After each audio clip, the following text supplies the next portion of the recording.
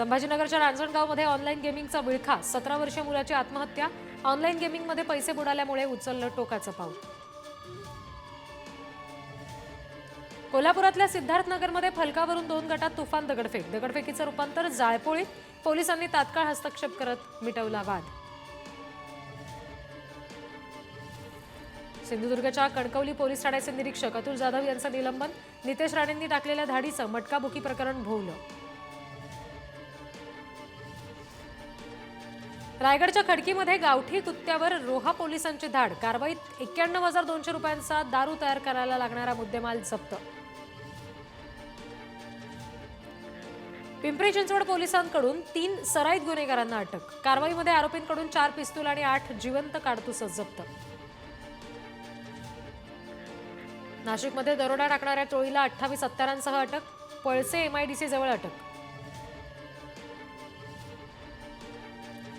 जालन्यामध्ये नियमांचं उल्लंघन केल्याप्रकरणी 3 DJ पोलिसांकडून जप्त, तालुका जालना पोलिसांची कारवाई। राममूर्ती इथून 2 तर बेथलम इथून 1 DJ जप्त।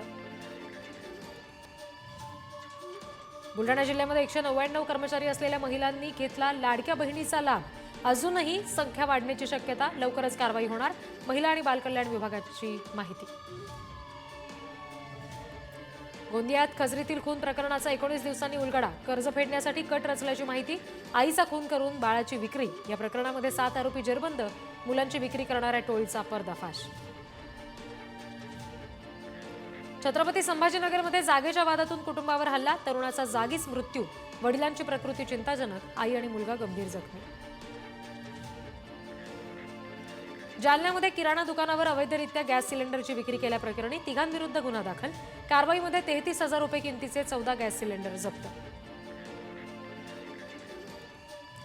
जालन्याच्या विरेगावमध्ये अज्ञात चोरट्यांनी 2 दुकानं फोडली, 6,95,000 रुपयांचा मुद्देमाल लंपास, मौजपुरी पोलिसांकडून तपास सुरू।